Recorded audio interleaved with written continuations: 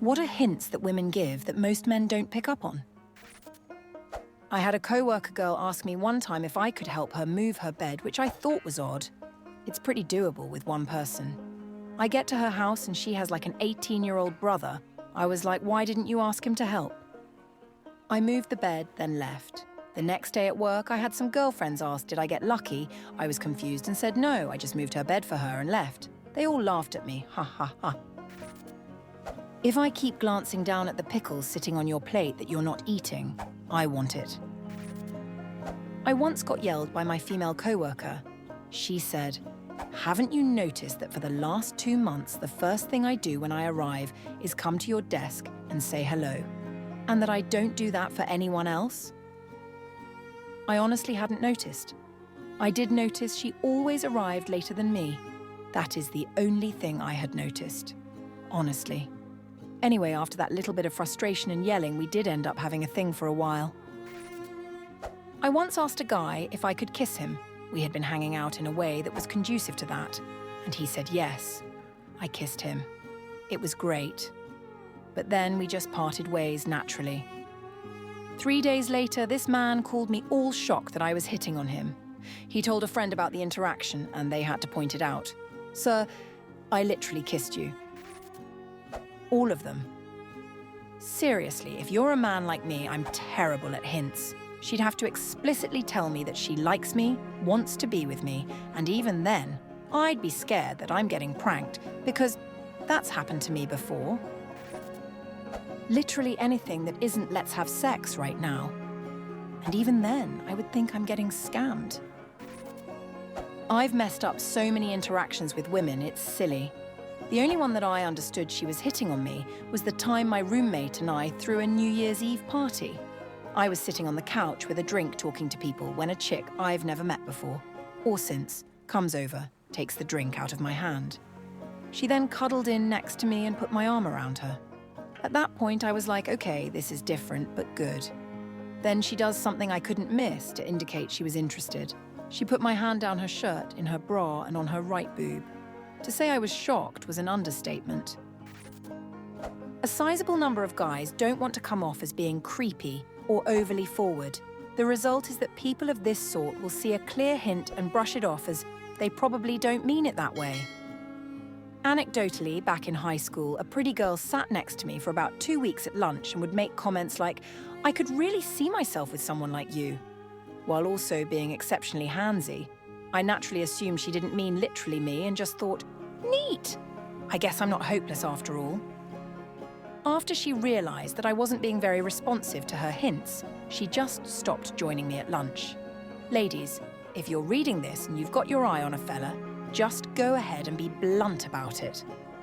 We are incredibly dense at the best of times. We won't think you're weird. We won't think you're a creep. Keeping the conversation short, no intention in prolonging the conversation at all. After a thorough analysis of this thread, I've concluded that both men and women are terrible at this. I was about to comment that I have never even been hit on, but then I realised the problem at hand. The reason I smiled at you is not because I like you, it's just simple kindness. When I was younger, I had a girl over a few times to watch DVDs. We never had anything physical except she started to ask for a massage, and also give one, after every movie. She took off her shirt and unzipped the bra so I can get everywhere on her back. And I just massaged her back until it was her turn to massage me, which she also did every time. After the 5th date when I was done massaging, she sat up and forgot to close the bra and turned my way and said playfully, "Oh, you, OFC?" You would stare. I turned away, apologized, and turned away. Do I have to mention this was the last time I saw her? Sometimes I want to invent a time machine just to travel back and slap my teenage self in the face.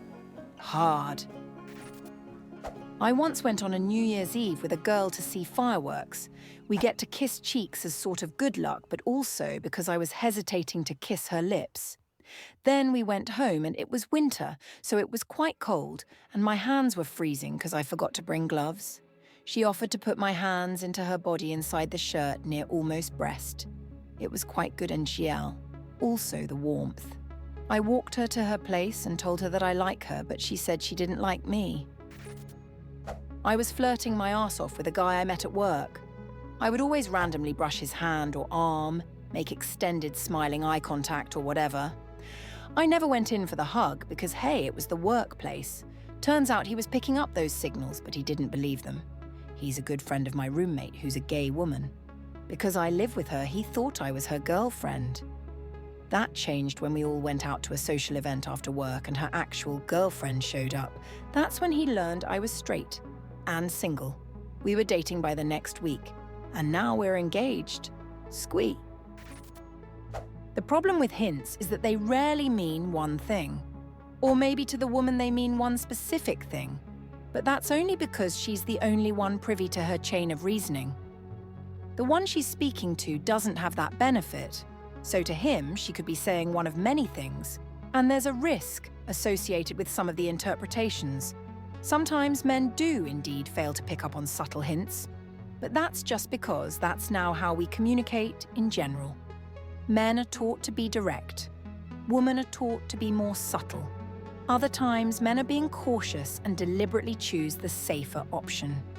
No one wants to come off as creepy or ruin a friendship by misinterpreting a comment or friendly gesture as flirting. Also, it's not like all women use the same hints and have those words or actions mean the same thing. Some women expect men to think like them, so their hint is understand my language by repeating to speak in that language of not direct communication. Funny, because when I want to communicate with someone from UK, I don't start talking in Swahili. Ever since the Me Too movement, most guys have been more conscious of not reading friendliness as interest. Which is not to say I am against the Me Too movement. I am glad women are feeling more comfortable coming forward with their stories. Also, I am glad men are being more respectful of women. That said, a side effect is men are even less likely to act on hints now. We don't want to be the creep who misread friendliness as interest and ruin a friendship or make a friend group awkward. Also, one girl's hint is another girl's friendliness. It's hard for us to keep track. Some girls hug everyone, some girls don't. Some girls smile a lot and make lots of eye contact, some don't. Doesn't have to be a let's fuck right now. It can be a simple, hey, do you want to grab lunch? Just you and me. And if that goes well and he doesn't pick up on it, you can follow it up with, I had a good time with you. Want to go on a real date sometime? Guys are, for the most part, direct about things. If you want us to understand, again, for the most part, be direct. That's the language we speak. A woman could have a genuine conversation with me, and I wouldn't pick up on the hint, because the conversation or things she says is quite literally what a lot of other girls say. Those girls were not interested. You get so used to thinking that just because a girl looks interested, it doesn't mean she actually is. Not to mention the risk of being labelled a creep if you make a risky gamble. A woman could smile, laugh, have an open body posture, ask about my life, and I'd still think she's just normally like that. Ever have one of those cringe moments that haunts you for the rest of your life? Yeah, this one still makes me wince. Granted, in my defense, I was 15 and had never touched a titty before.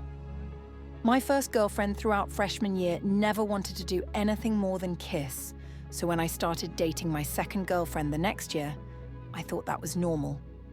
We were making out hot and heavy every unsupervised second we got together, but that was it. One day she came over on a day when my mom wasn't home, in a low-cut top that plunged down between her tits. As we're making out, my innocent, naive ass thought, uh-oh, better be extra careful where my hands go.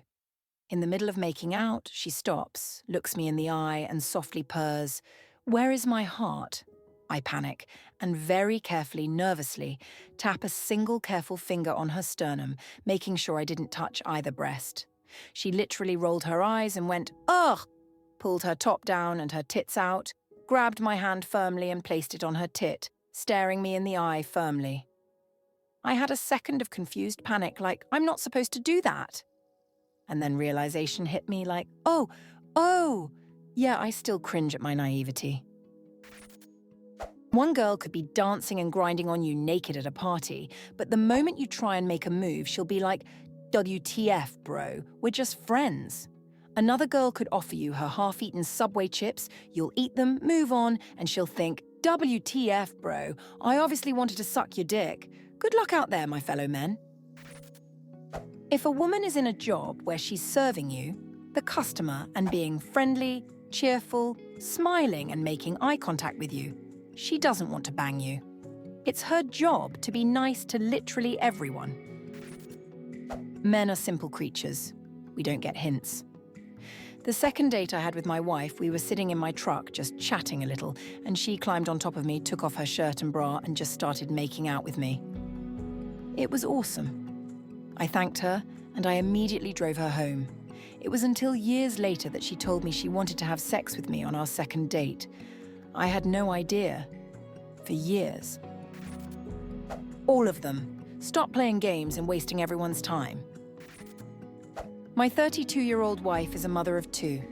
When she joined this new company, she suddenly changed the wardrobe to more sexy clothes. She used to wax her legs regularly and shave down there. She would tell me that people would be surprised when she tells she has 2 kids. And she looks like a college kid. Turns out she was emotionally cheating with a male colleague 8 years junior who was wooing her with how gorgeous she looked, etc., and might have ended physical had my spidey senses told me to check her mobile chats. Even when a girl ram her tongue down my throat, most guys will be like, maybe she just want to be friends. Caused by girls that keeps male best friend around for years while he's clearly into her. One false misinterpreted signal and you could face accusations in most jurisdictions. Guys simply sucking at reading hints, so guys will tend to play possum unless there is a neon sign, and even there, we'll proceed with caution. Many women feel that they constantly drop hints, but they often go unnoticed. This can lead to frustration. Some believe that instead of hinting, they should be more direct about what they want or need. It's a simple shift, but it could prevent misunderstandings. They might say something like, I wish I didn't have to hint all the time, which is a clear sign they'd prefer more straightforward communication. This way, there's no guessing involved, and it makes things much clearer for everyone involved. Many women feel that they constantly drop hints, but they often go unnoticed. This can lead to frustration. Some believe that instead of hinting, they should be more direct about what they want or need. It's a simple shift, but it could prevent misunderstandings. They might say something like, I wish I didn't have to hint all the time, which is a clear sign they'd prefer more straightforward communication. This way, there's no guessing involved, and it makes things much clearer for everyone involved. I refuse to see all of them. Stop wasting my time, communicate like a mature person. As men, we often miss subtle hints because we're not wired to notice them. It's not that we're ignoring them on purpose, we just don't always catch those small signals. Women might expect us to understand what they mean without saying it directly, but the reality is we often don't. This difference in communication can lead to confusion and missed connections. It's a bit like trying to decode a message in a language we're not fluent in. It's there, but we just don't get it. If you say something suggestive that a woman doesn't acknowledge or pretends not to hear, or causes her to subtly change the subject, don't then say it again. What, do they think that we just went temporarily deaf? You were being given an out. ITT, men hoping to hear hints women give them that they want to sleep with them. Actually ITT, women saying how often they give men hints to fuck off. Don't give us hints. Talk to us. Be blunt. I promise you that we can handle it. Trying to respond to ambiguous hints and not providing the answer you're trying to dig out of is probably going to elicit an awkward, if not creepy, response if there's a misinterpretation. Loneliness is a bitch, but it's light years better than being thought of as creepy. And playing hard to get is dumb. No really does mean no to the majority of guys, and it's a really easy way to get us to try elsewhere. Hints don't work. The risks are too high to take anything seriously. If a guy responds and he's wrong, she could raise the issue to a dean or HR, and he loses his scholarship or his job. My mother drilled into me even before high school. Don't think about women that way, they don't want what men want, and touching a woman could end everything. The only reason I'm not single is because my wife kissed me in a way that made me realize she wasn't just a friend. There was a girl I really liked in high school. I took her to a movie premiere I won tickets to. We hung out all the time. She would often sit on my lap on the bus on the way home from school, even when there were seats available. It took 15 years and me telling my current girlfriend about her for me to understand that yes, this girl was in fact interested in me. Some of us are clueless idiots when it comes to this stuff. Subtle hints like lingering eye contact, playful teasing, or small, thoughtful gestures often go unnoticed. Women might also drop hints about their likes and dislikes or share personal stories to gauge interest. In today's world, where clear consent is crucial, hints simply don't carry the weight they once might have. Hints can be vague, misinterpreted, or completely missed, which is why explicit and honest communication is so important. It's not about being dense, it's about ensuring everyone is on the same page, especially when it comes to matters of consent. In situations where clarity is essential, relying on hints is risky and can lead to serious misunderstandings. That's why many believe hints have lost their place. They don't hold up when things get serious. Hints are a crapshoot. I'm not going to risk acting upon a hint just to be snagged into a potentially dangerous situation. If you want to talk to me, just come out and do it. Start a dialogue. Worst case scenario, the conversation ends. I'll grant the same approach and understand if it's time to say farewell or ask to meet again. All of them, because I've been wrong before. And I'm not the type to take eye contact and a smile laugh for flirting either.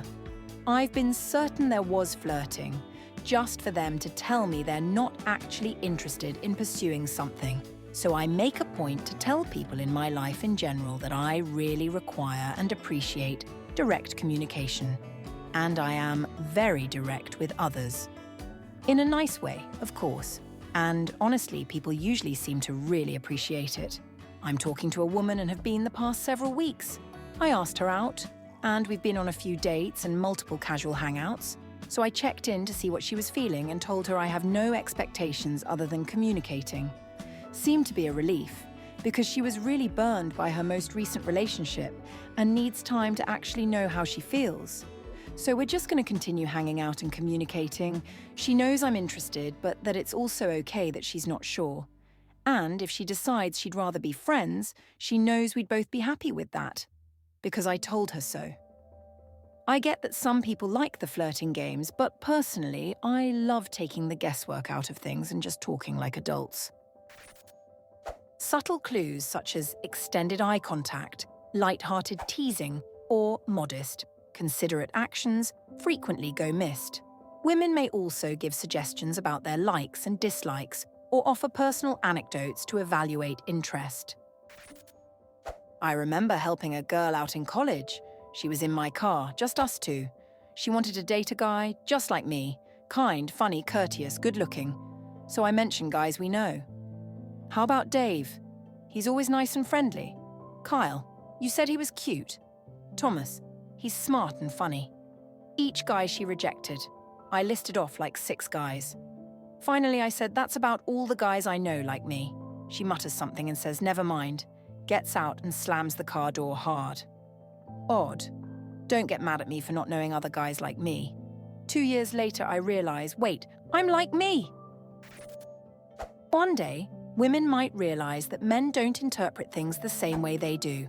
For example, when a woman gives a long, intense stare, many men might assume it's a challenge or even an invitation to conflict, rather than a sign of interest.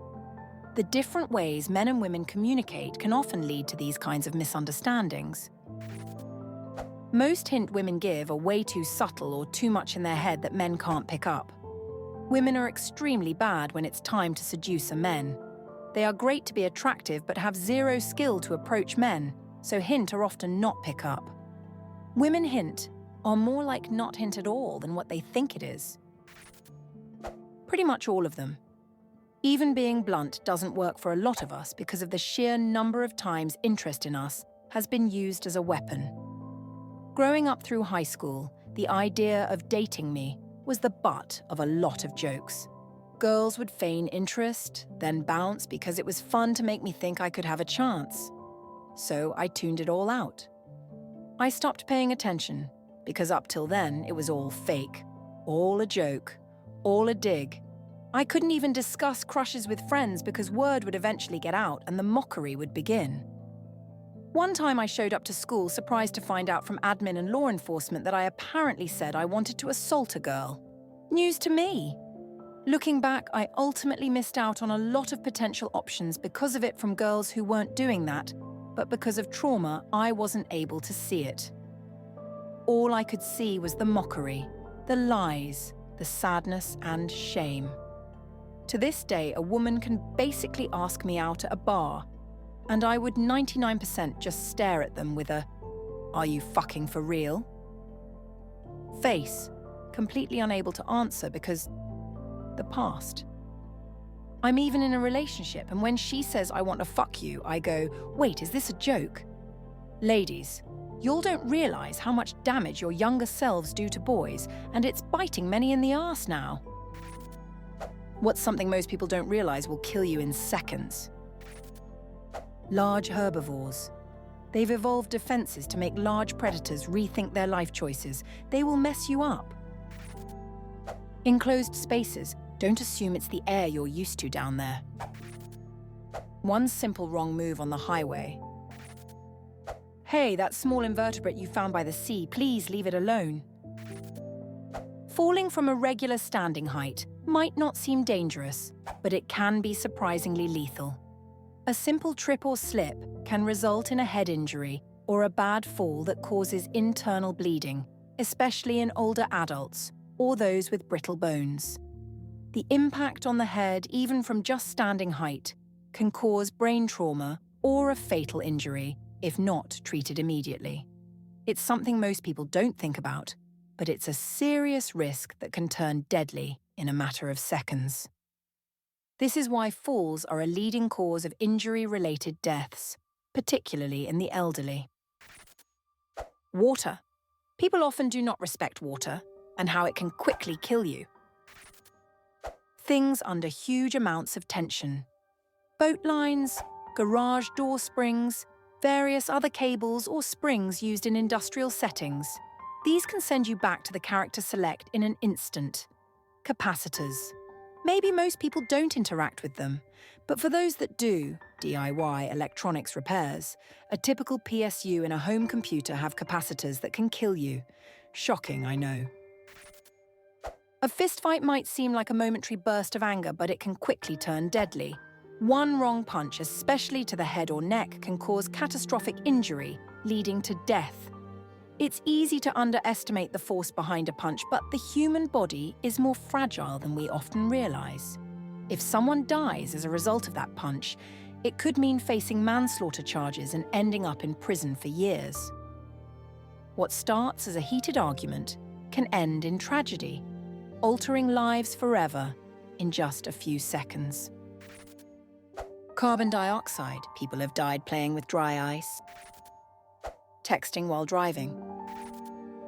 So I was trying to look up a DIY mixture to remove mold and mildew recently. A surprising number of sources, including an AI tool, suggested mixing bleach and vinegar. Inhalants. I tried them once in high school.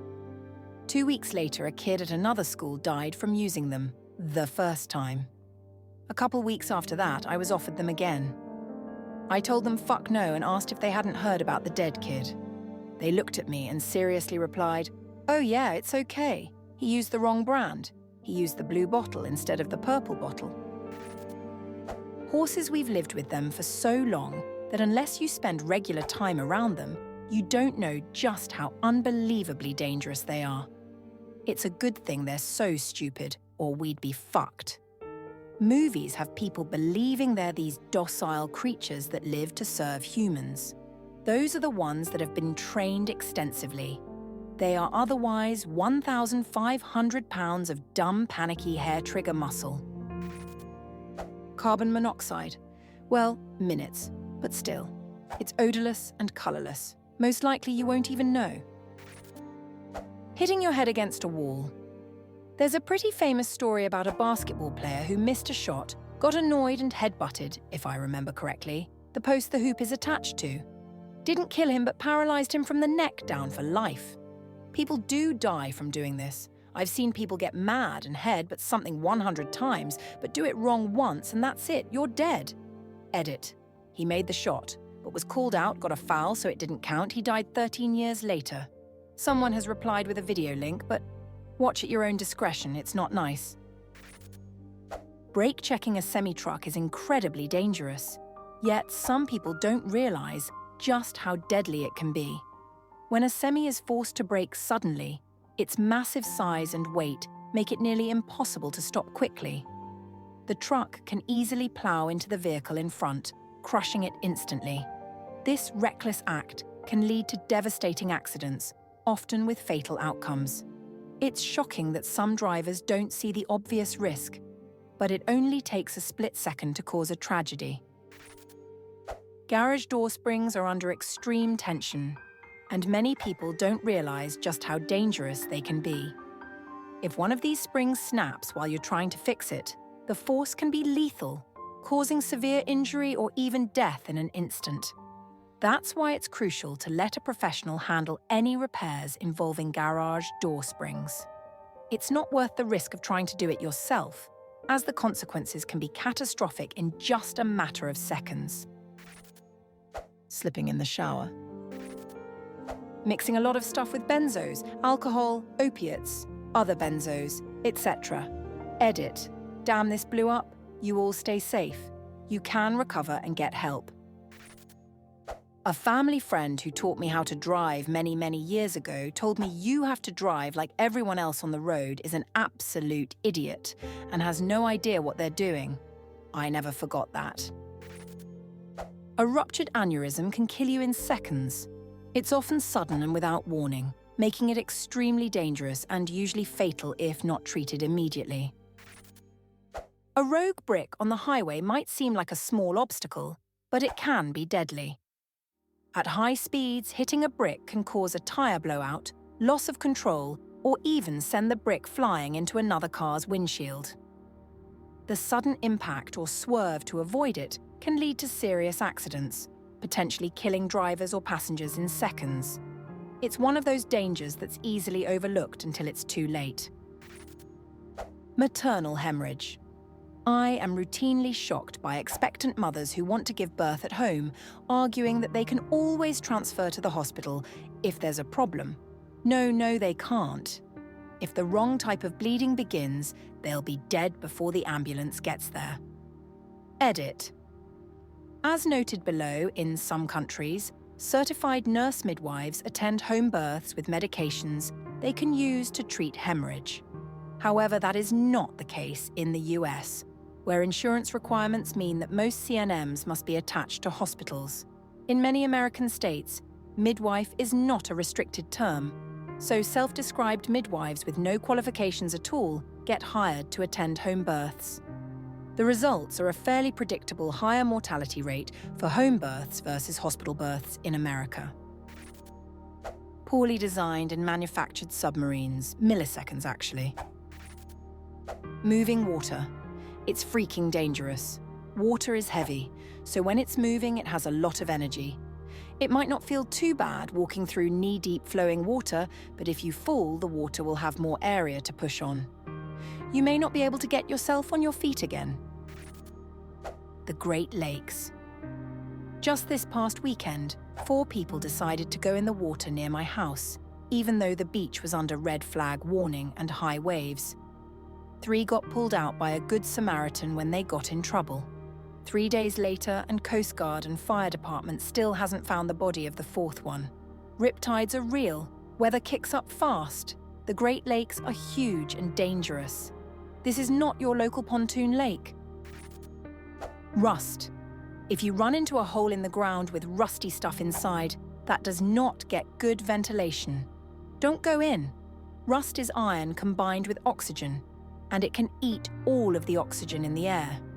And fun fact, your body can't tell how much oxygen is in the air, but does sense carbon dioxide is there. So you don't know you are going until you are dead. Mixing isopropyl alcohol with bleach is a chemical hazard that most people aren't aware of, but it can be incredibly dangerous. When these two substances combine, they create chloroform and other toxic compounds. Inhaling these fumes can cause dizziness, nausea, and in severe cases, respiratory failure or even death. It's a silent but deadly mistake that can turn a routine cleaning task into a life-threatening situation within seconds.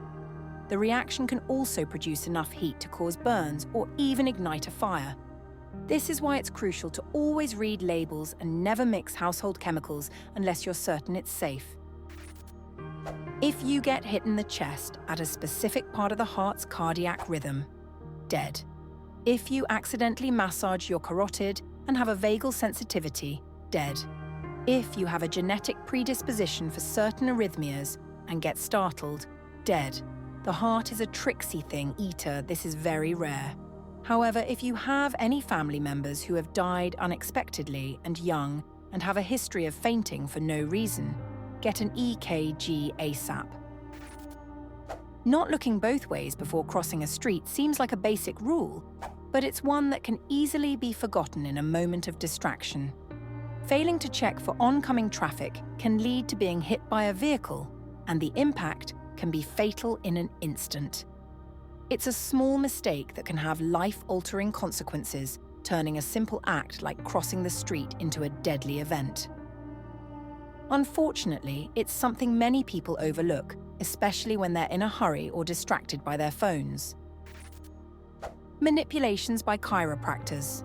And if the manipulation doesn't kill you, it can certainly cause paraplegia or quadriplegia, vertebral dissections. The sad part is that chiropractors will never own up to the fact, and they'll actually claim that patients are coming in with an active stroke. Unfortunately, a lot of their research is skewed. I would highly recommend looking into the American Medical Association, particularly neurologist, to see the detrimental effects that a chiropractor can have.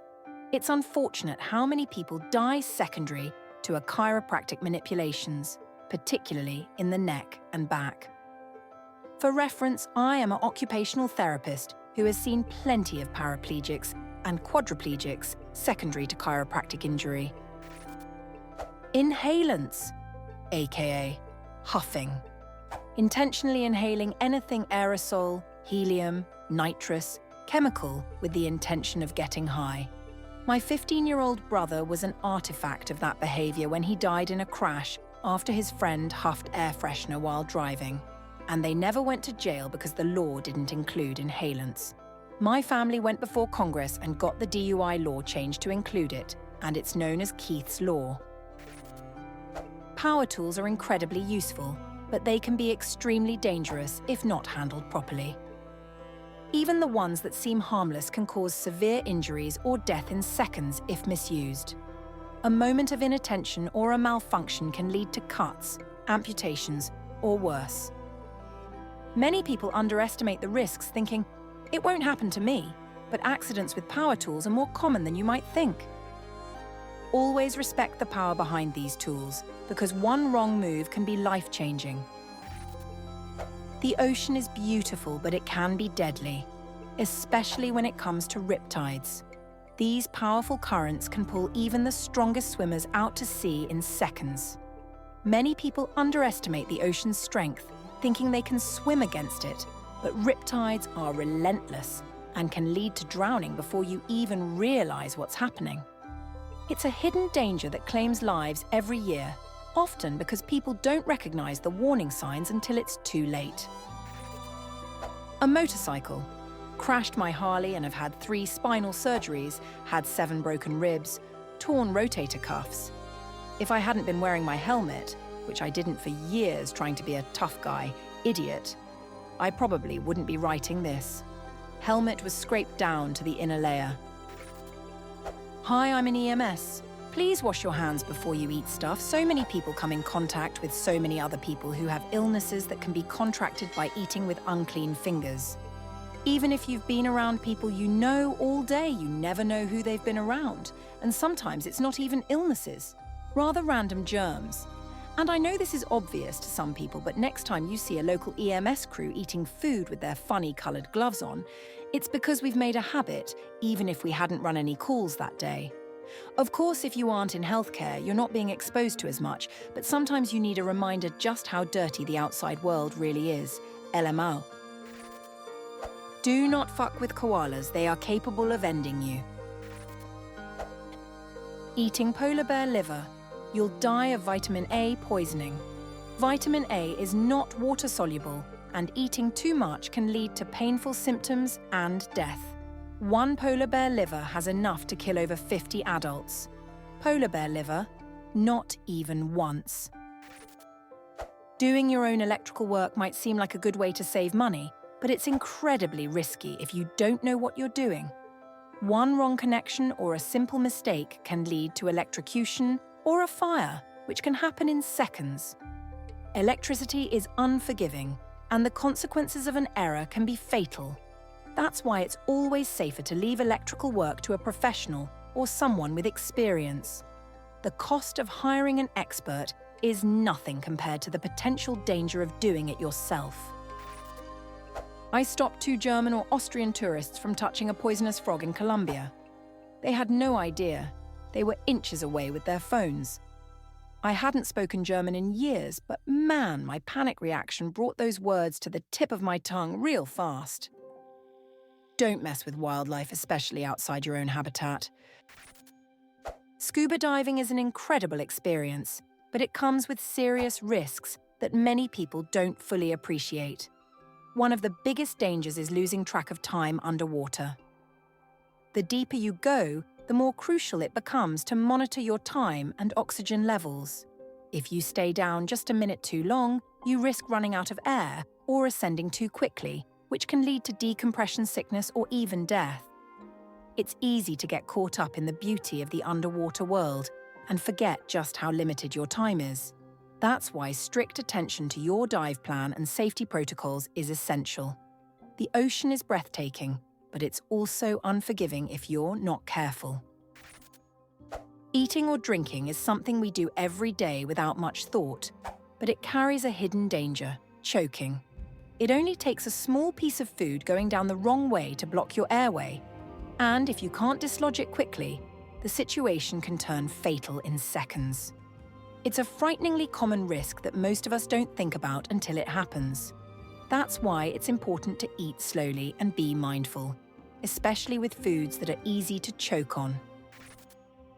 Blood clot. A friend of mine stepped into his room for his jacket, never came out. He just dropped dead in his bedroom, jacket in hand. He had a leg injury, causing a massive bruise. The blood clot from the bruise broke loose and caused an embolism a week later. Using a massage gun on your neck.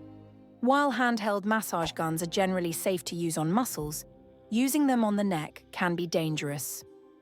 The high vibrations produced by massage guns can injure unprotected areas of the neck and in rare cases can cause soft tissue damage or stroke-like symptoms. Air in the bloodstream is something most people don't think about, but it can be deadly.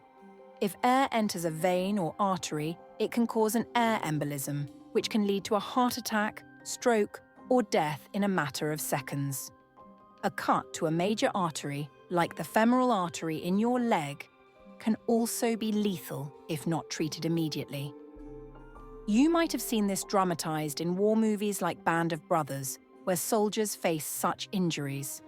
While the scenes might seem exaggerated, the reality is just as dire. If that artery is severed, you can bleed out quickly, and without immediate intervention, it's often fatal. It's a stark reminder of how fragile our bodies can be and the importance of immediate medical attention in such situations. Jumping into unknown water might seem like a fun adventure, but it's incredibly risky. You never know what's beneath the surface. There could be rocks, debris, or shallow areas that you can't see. One wrong jump can lead to severe injuries, paralysis, or even death if you hit your head or land awkwardly. It's a split-second decision that can have life-altering consequences. What seems like a harmless dive could end in tragedy if you're not careful. Stairs, lose your footing and the result can be fatal. Riding a bike without a helmet might feel freeing, but it's a dangerous gamble. A fall or collision, even at low speeds, can cause severe head injuries or even death. Helmets are designed to absorb the impact and protect your skull. But without one, your head is vulnerable to serious trauma. It only takes one accident to change your life forever. Many people underestimate this risk, but the consequences can be devastating in just a matter of seconds. Hard drugs laced with fentanyl. I lived in NYC until shortly after the pandemic. Lots of my friends are still into that partying lifestyle. Dancing all night, doing key bumps in the bathroom, all that stupid shit. Well, they are all freaking out lately because Fent is showing up in the coke, the molly, the everything. It's a really good time to be sober. Your first time could really be your last. Cars were mentioned. I was going to say taking off at a green light without waiting to see if someone runs a red light in the opposite direction. Years ago, I paused at green light probably longer than usual, but as I was about to go, someone blew the red light while speeding. If I had went, I would have been T-boned on the driver's side and probably died or been severely injured. It shook me for weeks thinking of my mortality after that moment. Entering or falling into a septic tank. Deaths are often not isolated to one person, but also the people who come in after in an attempt to rescue them. Running across the street and assuming the car sees you and will stop, just wait for the light. I would venture to say most people realize what can kill you instantly, but less commonly discussed would be dehydration. Yes, you can die within seconds from it. Heart failure is what gets you, and if you are already primed for a heart attack due to either unhealthy habits or genetics, dehydration can kill you in seconds. Some drop dead of a widowmaker right there on the spot. Dehydration truly is a gamble, so be cautious with it. Happens a lot in the summer months as people pick up alcohol and energy drinks instead of electrolytes. Using a pedestrian crossing and not watching out for traffic. Cars don't magically stop at crosswalks, but I see people doing this all time. I don't even cross until I see the car has completely stopped. I know the watch people die type subreddits are controversial, but holy crap, were they a good reminder of how quick you can be killed by cars, industrial equipment, random events out of your control. Honestly, they were a very good reminder of just how fragile we are. What was the scariest we need to leave now? Gut feeling that you've ever experienced? Serious. My brother and I were kids playing hide and seek in the front yard of our house. My brother was 3 and I was 6. My brother was supposed to be counting and finding me, but he was taking forever, so I peeked around the side of the house to see what was taking so long. He had lost interest in the game and was standing near the front gate which led to the street. As I'm looking, I see a brown car pull up with 2 men inside. The car wasn't familiar, and neither were the men. They both got out of the car and approached my brother. They started asking him questions and moving closer to him. I remember feeling panicked. I had learned about stranger danger in school and knew this wasn't right. I ran around the side of the house, flew through the back door, and screamed, "Someone is trying to kidnap Steve." My dad didn't hesitate. He got up and flew through the front door. When the men saw my dad coming through the door, they bolted and peeled out. From that day forward, we weren't allowed to play in the front yard anymore. It's a really scary memory for me. Does an "I need to go home now" feeling count? And it wasn't me, but my mom. Anyway, I was around 12 or so and my mom left to run an errand, leaving me alone. Very soon after she left, the doorbell rang. This was weird because we lived on a hill with only 2 neighbors. We all kept to ourselves, and we just didn't get random visitors. Thanks to some conveniently placed picture frames, I could see out the door without being seen. I look out and see a young man I don't recognize. He's dressed in a t-shirt and jeans, and something just feels off. So I ignore him and wait for him to leave, but he doesn't. He lingers and starts smoking. Again, this is an isolated hill. I'm alone, and now I'm getting scared. I go and hide and plan to wait for my mom, except she just left, had a few errands to run, and I couldn't reach the phone without the guy seeing me. As I'm trying to figure out what to do, my mom comes home. She runs in and asks if I'm okay. Apparently, she got this random go home now urge. She hadn't even run her first errand yet, but turned around immediately, found the guy in our yard and asked what he needed. I guess he muttered something about looking for someone or something to that effect, and my mom told him to leave. Apparently, he was acting very strangely and made my mom nervous. To this day, I have no idea what he wanted and no idea how my mom knew to come home, but I am very grateful she did. Me and my little sister went camping in the woods very close to our house when we were kids. We'd seen this bald guy with a blue shirt and a dog walking around, which isn't unusual for the area. You'll often see people walking and say hello. For some reason, though, I just got this tight feeling in my chest, and my sister must have too, because we both just gave each other this look. I don't know what it was that made me do it. This is very out of character for me, but I took a photo of the back of him as he was walking away. A while later, we see the same guy again near the lake. He comes over and asks about the tent we're carrying, where we'll be setting up, and are we camping with our dad? We say yes, we're just going to see him now. A lie. We must have had the same moment of psychicness because we walked off up a fork in the path until we were out of view, then looked at each other and jumped down a path hidden by the bushes and waited behind them on the parallel trail for a bit. The guy watched us walk off, pretended to play with his dog until he couldn't see us, then turned around and ran up the path after us. Thankfully, he didn't see us hidden and carried on up straight where he thought we'd gone. We decided camping was a bad idea and went home. That evening, my mum shows us a post in the local residents group, which is a picture of the same bald guy trying to break into someone's house. Apparently, he'd just been walking around trying people's front doors and claimed to be a repair guy when he was stopped. I dread to fucking think what his intentions were, but it was very lucky me and my sister knew those woods so well. Otherwise, we wouldn't have thought to go down one of the hidden paths. I was at a family gathering, basically a reunion, but just for family within reasonable driving distance, probably 30 people all together. It was at County Park on a small lake with some grills and buildings, just an empty hall with some picnic tables inside. You could rent for this kind of stuff. The sky started darkening as a storm was approaching. All the coolers, chairs, balls, and other kids' toys, etc., were brought into the building anticipating the rain. The plan was to wait it out since afternoon showers are common just about every day in the summer. Something in the air didn't feel or smell right, even though it appeared to be just a regular afternoon storm. Hair on my neck was standing up and I was in full flight mode. Can't really describe it. The feeling in the pit of my stomach can only be described as absolute dread. I told my wife to take my daughter and get in the car. My brother-in-law took one look at my face and said, "What's wrong?" Apparently I was white as a ghost. It wasn't even raining yet and I was full on panic yelling for everyone to leave. Something isn't right. No one else was that worried, mostly concerned with how I was acting. I went out to the car and as soon as I was about to turn the key, the tornado sirens went off.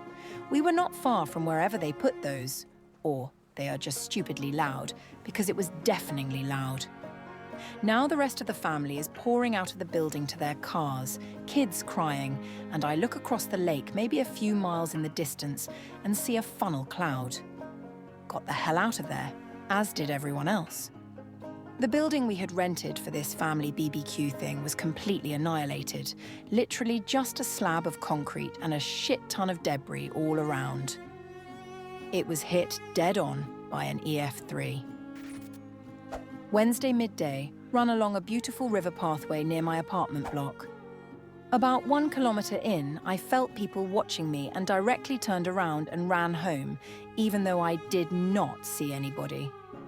Closed the 2 magnetic gates leading up to my door and didn't see anybody around or follow me. About 10 minutes later, 2 guys were at my front door trying to push it in. I was luckily on the other side of the door at that moment and pushed it back closed with all my force and began screaming. I managed to security lock the front door and text my apartment block for help. I was on the 2nd floor, and they obviously watched which apartment I went into. Looking back at the apartment's security cameras, they were able to see the 2 guys pull apart the magnetic security gates. 2 of them. The block then quickly changed the gates to a mechanic lock that cannot be pulled apart. I bartend, and years ago I kicked this guy out because he was acting very strange, muttering under his breath that he would kill my other customers, just really hostile. He had missing fingers on one hand and he was kind of a bigger guy. After bar close, I was almost finished counting money, so like an hour after everyone left, and I was just about to leave and I had that gut feeling. I looked out the window and that guy was standing on the corner watching me in a ski mask. I know it was him because of the build. As soon as I grabbed my phone, he took off, but the cops know who he is. Now he has a vendetta out against me and he's well known around town. He's fucking nuts.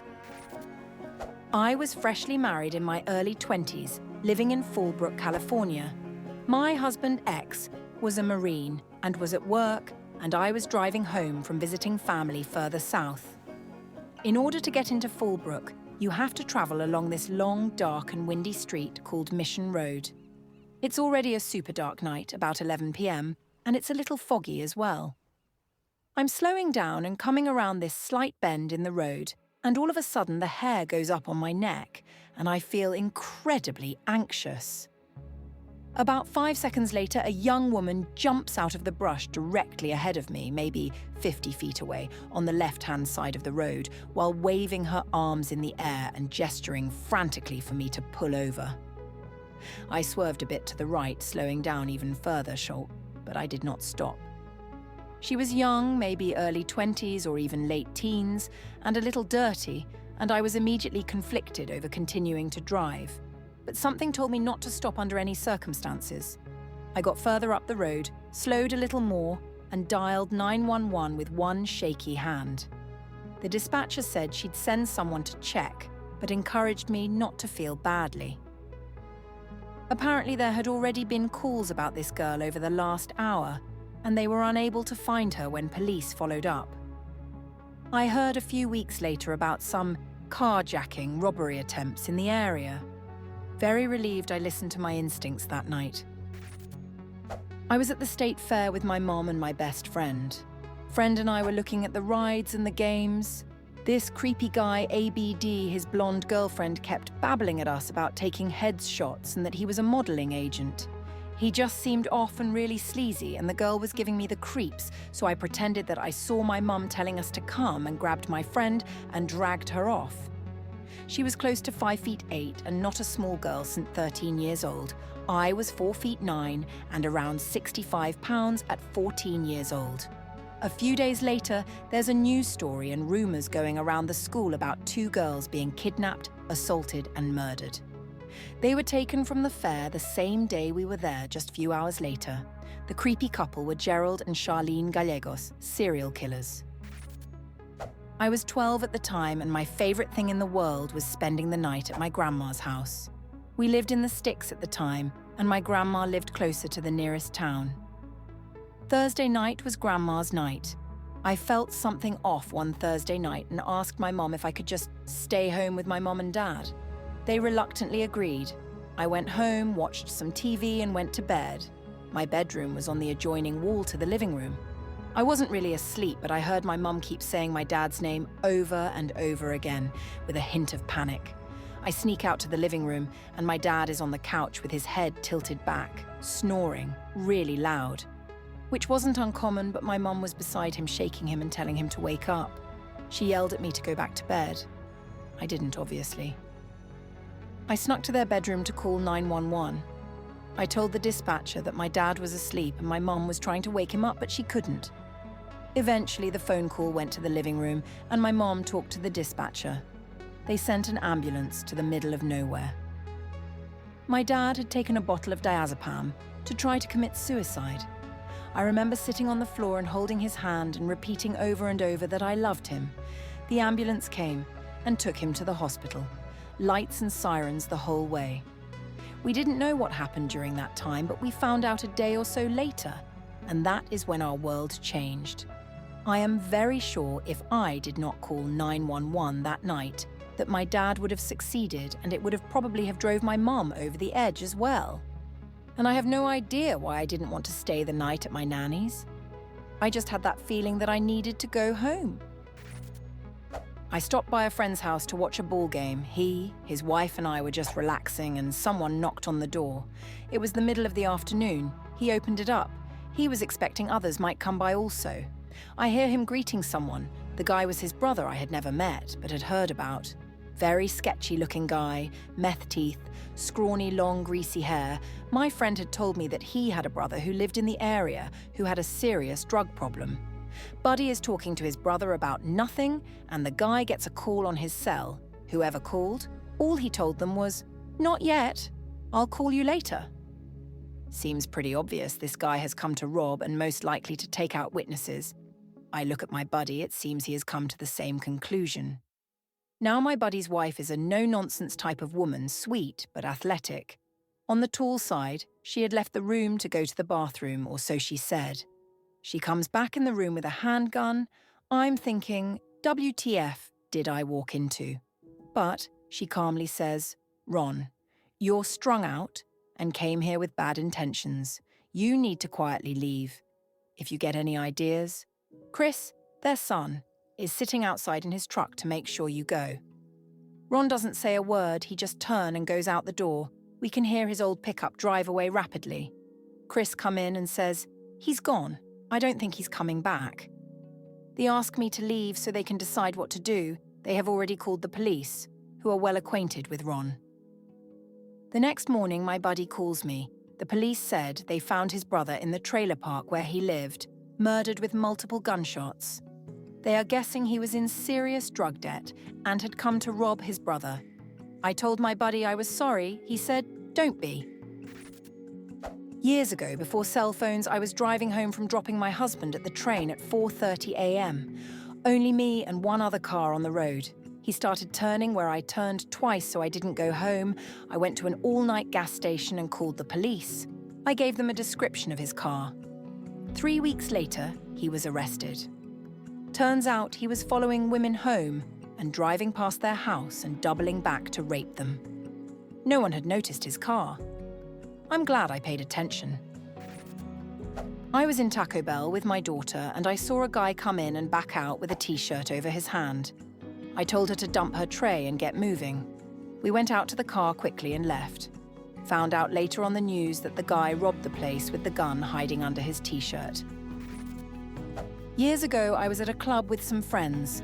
I was at the bar and for some reason looked down at the other end of the bar and saw two guys quietly arguing. They tried to keep from being overheard, but I saw their agitated face. I went back to my group of friends and told them we should go. This was a popular club and it took us forever to get in, so they didn't want to leave. I don't know what came over me, but I picked up my friend's girlfriend, she was barely 5 feet tall, and started walking to the door. She was kicking the entire time, and the rest of the party followed me outside, telling me to put her down. When we got outside, we heard the distant pop, pop, and people screaming. We looked at each other for a second, then ran for our cars. I forgot to put her down and was still carrying her over my shoulders. Update. Dang! I didn't think this would blow up. It was the early 1990s and we were at a club in Miami. If I recall correctly from the local news, it was a drug deal that went bad between two groups. No one was killed, but they wounded each other and a couple of innocent people. LOL, I'm still not carrying her today. The legend of false. Those two eventually got married and they mentioned me in their speech. Something about the other groomsmen holding me back so that I don't get the urge to carry her across the doorway. I'm a teenage girl who worked at a restaurant-pizza shop. I was harassed by these two men one weekend who were totally wasted, so they were kicked. The following weekend, they return, and they tried to sit next to me at counter which is connected to bar. But they couldn't. So they chose a table across from me and moved both their seats to look right at me, then would only order from my counter instead of our waitresses, was staring at me, making jokes about killing a girl, and kind of just freaking me out. I ended up going to our upstairs employees only section to fold boxes, up there all alone down an hallway where nobody would hear me. I ended up feeling sick to my stomach as I heard someone walk up the stairs and whispering, and I closed the door and turned my music off and texted me Mum. The two followed me up there, then tried to go down, then unlocked hallway, but another waitress noticed them bothering me and caught them trying to come after me. I just had a gut feeling as I heard them coming, and she came down the hallway and told me to be quiet and hold our body weight against the door. We waited for them to leave as they stood there, waiting for me to come out before making some remarks about not knowing where I was, then going back down. My dad came and picked me up early because I just felt so off. The following day, I had to come in for another shift, and as I was clocking out, the TVs started playing a true crime documentary on a girl with the same name as me who was kidnapped and assaulted by two men. My stomach dropped and shortly gave my notice after that. I realized I wasn't going to be protected there and wouldn't be surprised if they returned again. Standing outside my friend's house watering their garden while they were away on vacation.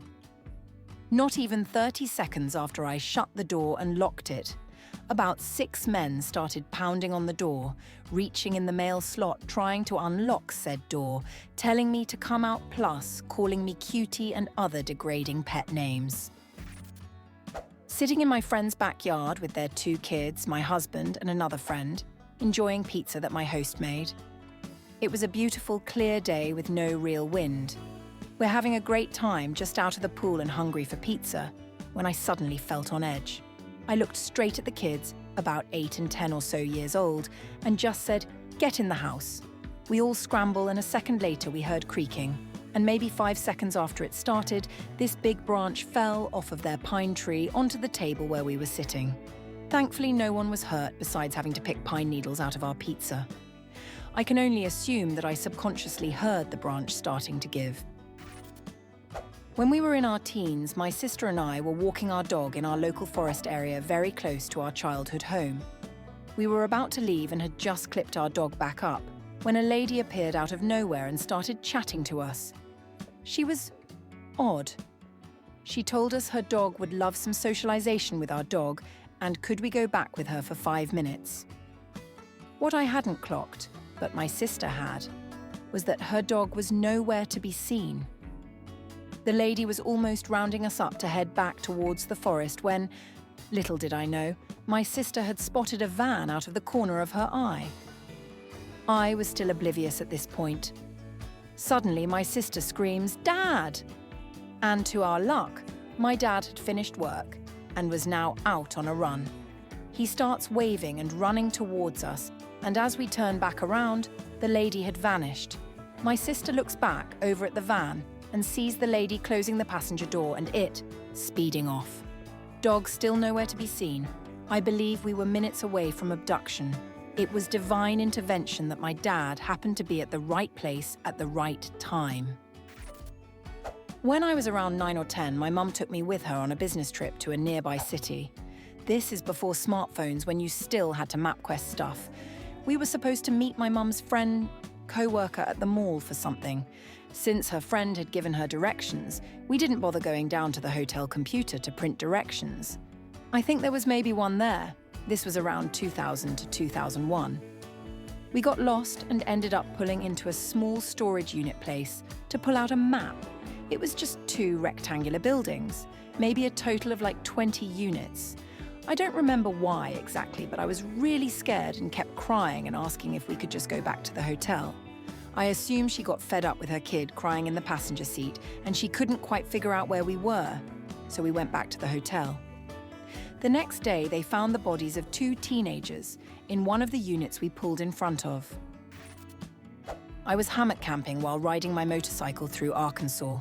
I had a dream that I was getting pulled over by the cops on my bike. The flashing lights were super bright in my eyes.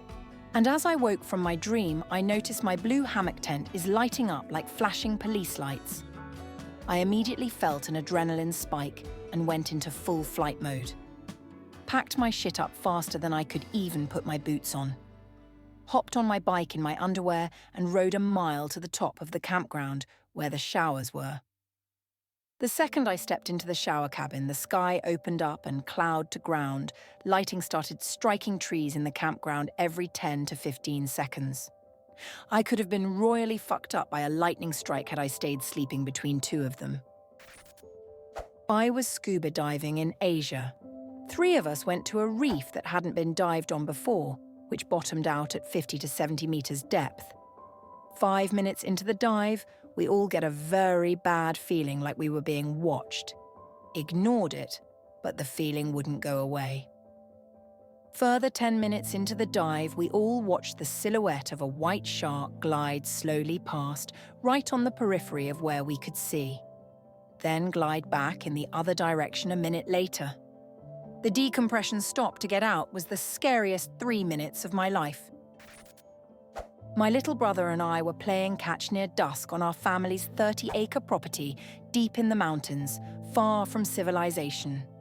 It had gotten dark enough that we were about to head back when we heard the most chilling scream coming from the trees just beyond the clearing. It was the kind of scream that makes your blood run cold. A sound so horrifying, it felt like a woman was being tortured in unimaginable pain. Even after decades, just thinking about that scream sends shivers down my spine. What made it even worse was when we realized what had made that sound: a mountain lion. Female mountain lions, especially when they're in heat, emit a scream that eerily resembles a woman being torn apart. For 2 kids alone in the dark, surrounded by wilderness, it was pure terror. Instinct took over. I grabbed my brother's arm, and we bolted up the hill faster than I ever thought possible. Even now, 25 years later, I can still feel the fear from that night. Some memories just never fade, no matter how much time passes. Thanks for watching. If you enjoyed this video, don't forget to like and subscribe for more stories. Share your scariest experience in the comments below. We'd love to hear it. See you next time.